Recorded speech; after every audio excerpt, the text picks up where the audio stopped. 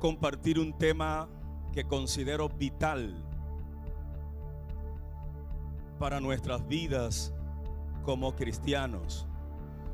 Epístola a los Efesios, capítulo 5.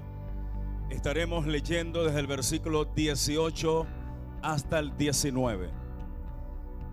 Efesios, capítulo 5, versículos 18 hasta el 20. Vamos a estar leyendo en el nombre del Padre, del Hijo y del Espíritu Santo.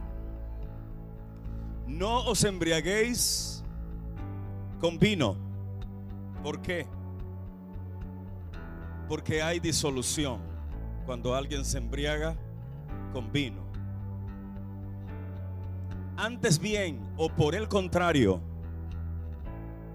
sed llenos del Espíritu, hablando entre vosotros con salmos, con himnos y cánticos espirituales, cantando y alabando al Señor en vuestros corazones, dando siempre gracias por todo al Dios y Padre, en el nombre de nuestro Señor Jesucristo. Amén. Levanta una de tus manos y vamos a agradecer a Dios la oportunidad de alabar. Vamos a agradecer a Dios la ocasión de exaltar, de bendecir su nombre, de expresarle lo agradecido que estamos de Él. Aleluya, te damos gracias, nuestro Dios. Pido tu directriz, pido que esta enseñanza llegue a lo más recóndito de cada corazón, que podamos ser fortalecidos en el poder de tu fuerza, en el poder de tu espíritu. Padre, en el nombre de Cristo Jesús, los que están aquí en este momento, los que han de ver este video, que tu gracia, tu bendición, tu espíritu pueda llenarles, pueda tocarles, pueda fortalecerles. Padre, los rogamos en el nombre de Cristo Jesús.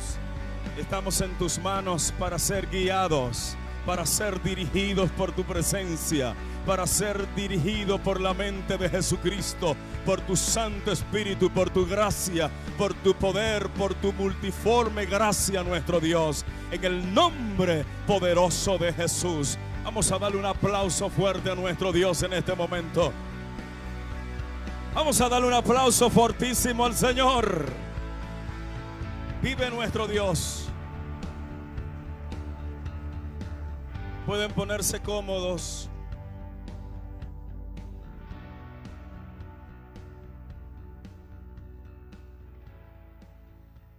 Quiero abordar en forma imperativa esta palabra dada por Pablo: sed llenos del Espíritu. Diga después de mí: sed lleno. Dígalo con fuerza: sed lleno. Recuerde, no es una opción, es una determinación. Recuerde, no es una opción, es un imperativo, es una orden. Sed, dígalo con fuerza: sed llenos del Espíritu. Amén. Antes de explicar exhaustivamente este tema, creo que conviene hacer algunas definiciones y dar algunos conceptos en torno a la manifestación del Espíritu Santo, porque a veces se entremezclan, según sea el escritor, se entremezclan algunos conceptos, y eso a veces tiende a la confusión en algunas frases. Y quiera Dios que podamos dirimir, quiera Dios que podamos clasificar, que podamos dar en el punto de cada uno de lo que expresa cada uno de los escritores del Nuevo Testamento en torno a los diferentes conceptos que vamos a dirimir en esta hora. Pero indistintamente de lo que usted haya pensado indistintamente de la concepción que usted tenga hasta ahora, de lo que yo haya predicado en algún momento, de lo que usted haya predicado o enseñado en algún momento, por encima de eso, más nos interesa dejar que las escrituras mismas sea la que nos hable. ¿Cuántos damos gloria al Señor? Que sea las escrituras la que nos hablen. Que sea el Espíritu Santo que nos hable en este momento. Y nosotros comenzar a deslastrar todos los conceptos tal vez tergiversados que nos hayan enseñado por alguna razón nuestros discipuladores, nuestros pastores, nuestros maestros.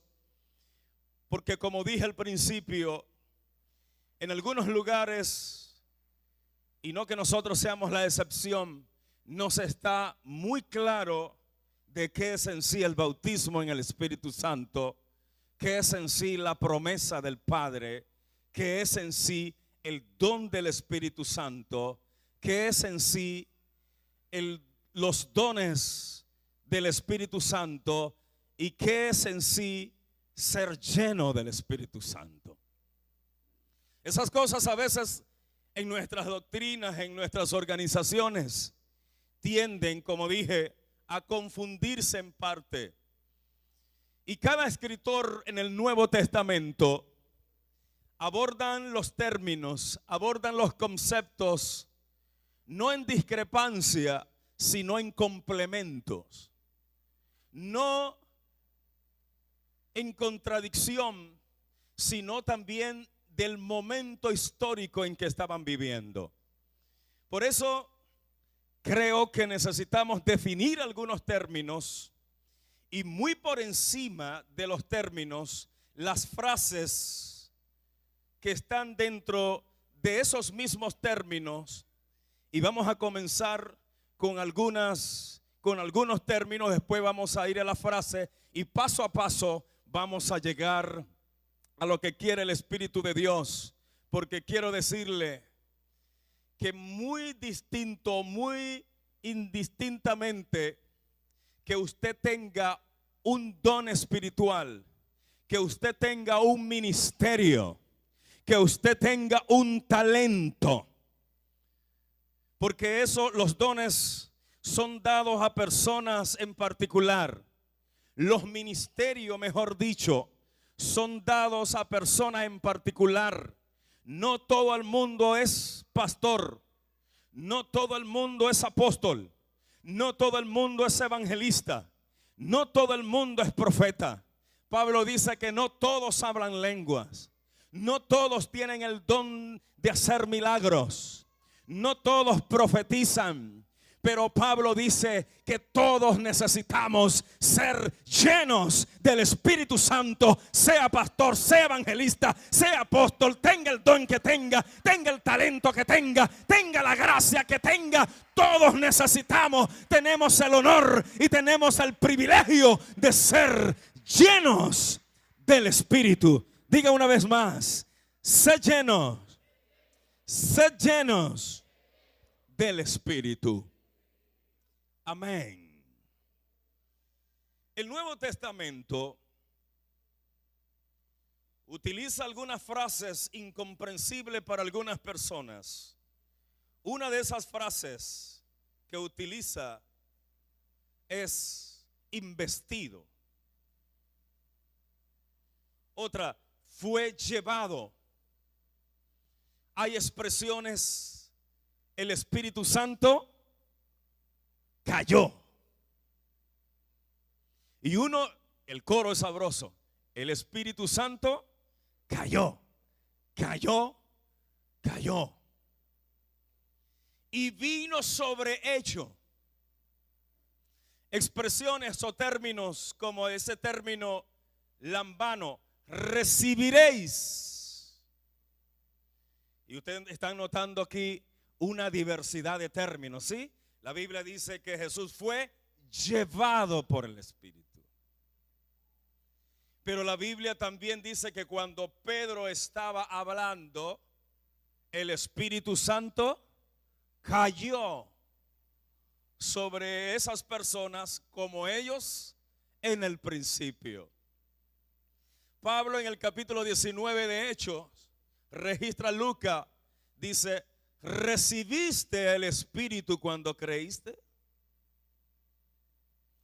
Sin embargo, también se utiliza el término vino sobre ellos el Espíritu.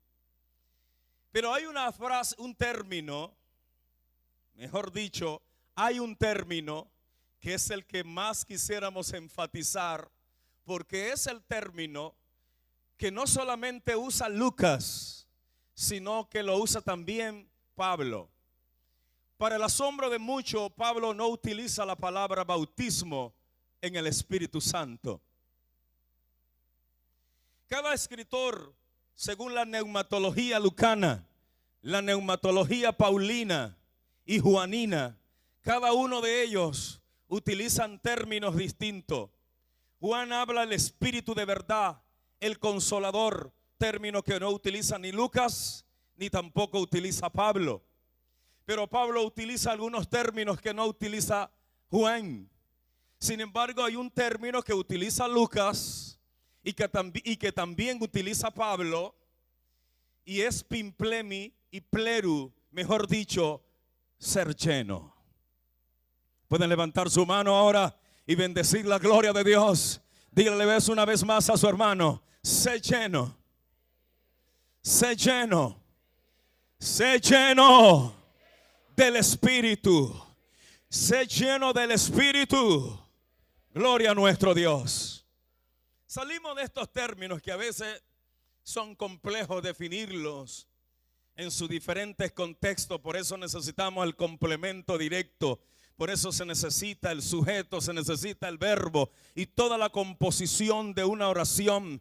Pero muy por encima de eso, yo quisiera hablarle del momento, del contexto histórico en que ocurren cada uno de esos términos, y nos daremos cuenta que es importante hablar lenguas. Nos daremos cuenta que es importante ser sellados por el Espíritu. No se puede hablar lengua si no es sellado por el Espíritu. Nos daremos cuenta que es necesario ser bautizado por el Espíritu. Nos daremos cuenta que es necesario tener los dones del Espíritu. También nos daremos cuenta que es necesario que hayan ministerios en la iglesia. Pero mucho más que todo eso, nos daremos cuenta que todos necesitamos, como lo dije al principio, ser llenos del Espíritu Santo de Dios. Bendito sea el Señor nuestro Dios. Término que muy poco se habla en las iglesias hoy, o en algunos lugares. El mundo evangélico contemporáneo, los mensajes más que todo están dirigidos a la situación económica de las personas. Los mensajes están dirigidos a la conducta positiva del ser humano, a confesión de palabras positivas. Hablaré bendición y no maldición. Yo también hablaré bendición y no maldición. Pero muy poco se abordan estos temas, porque a ellos también y a ustedes también quiero decirles que para que haya todo lo que a veces se predica hoy, necesitamos ser llenos del Espíritu. ¿Cuántos bendecimos la gloria de Dios? ¿Cómo es posible que la iglesia del Nuevo Testamento, para administrar la distribución diaria, podríamos traducirlo en nuestro lenguaje, para administrar el pan, los asuntos sociales, para administrar la arepa, en este caso de Venezuela, para administrar las ropas, el repartimiento, mejor dicho, en términos general, la atención social en la iglesia? ¿Cómo es que para hacer eso lo que se necesita es ser un administrador? Lo que se necesita es ser un gambucero. Lo que se necesita es ser una persona entendida en el área administrativa, pues el escritor Lucas no ignora que se requiere sabiduría. El escritor Lucas no ignora que se requiere en esta capacidad, pero el escritor Lucas tampoco ignora lo que tampoco debemos ignorar hoy, que aún para esas cosas que nos parezcan insignificantes, aún en el trabajo protocolar o en el trabajo del diaconado, necesitamos ser llenos del Espíritu de nuestro Dios. No sé si le puedes dar un aplauso a Dios en esta hora. Porque la gente a veces cree que es con su gracia, la gente cree que es con su profesionalismo, la gente cree que es con su capacidad. Yo creo en la capacidad humana. Yo creo que maestros seculares deberían estar dando clases en nuestros colegios, en nuestras iglesias. Yo creo que administradores, gente que entiendan de administración, deberían administrar los bienes de la iglesia. Pero yo creo que esa gente también necesita ser llena del Espíritu de Dios. Y lo veremos más adelante. Pero vamos a ir, como les prometí, hablando de los conceptos que tienden en parte a veces a confundir. Y uno de esos es la promesa del Padre. Puede levantar la mano quien tenga la promesa del Padre. ¿Qué es la promesa del Padre? Jesucristo dijo: yo oraré a mi Padre y Él les dará otro paráclito. Le dará otro consolador. Jesucristo dijo: conviene que yo me vaya, porque si yo no me voy, el consolador, el Espíritu Santo, ese paráclito, ese amigo, no vendría a ustedes. Lucas registra una de las palabras de Jesús y dice: no se vayan de Jerusalén hasta que seáis o que reciban las manos, recibiréis poder de lo alto. En el libro de los Hechos de los Apóstoles, capítulo 1, versículo 4, el escritor dice claramente: recibiréis la promesa. Recibiréis la promesa del Padre. Yo pregunto, ¿cuántas promesas tiene el Padre? Según la Biblia, el Padre tiene muchas promesas, pero aquí está hablando de una promesa. El capítulo 2 del libro de los Hechos, Pedro dice que se arrepientan después de lo que sucedió en el capítulo 2 del libro de los Hechos, el descenso del Espíritu Santo. Dice: arrepentíos para que reciban, bautícense para que reciban el don del Espíritu Santo, porque para vosotros es la promesa. ¿Qué es la promesa del Padre? Hay quienes dicen que la promesa del Padre es hablar lengua, y es precisamente lo que confunde a mucha gente. La promesa del Padre es la venida del Espíritu Santo. La promesa del Padre acá es la venida del Espíritu Santo. El Espíritu Santo no había venido a morar entre ellos. El Espíritu Santo, como ustedes bien saben, descendía esporádicamente, temporalmente y sobre algunas personas para un momento en particular. Pero Cristo oró al Padre para que el Espíritu Santo no nos visite más, sino para que el Espíritu Santo habite, more, se quede con nosotros, dentro de nosotros. ¿Cuántos alabamos la gloria del Señor? Por eso no creemos en la visitación del Espíritu, creemos en la morada del Espíritu Santo. Eso es la promesa del Padre. Voy a ir acelerando un poquito más estas frases, estos conceptos, para luego entrar donde queremos ser llenos del Espíritu.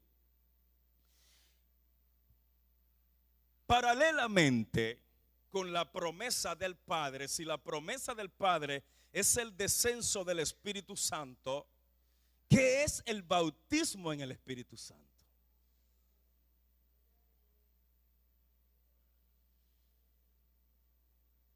Recibiste el bautismo en el Espíritu Santo, es decir, tú hablas en lengua, es lo que nosotros en el mundo pentecostal afirmamos.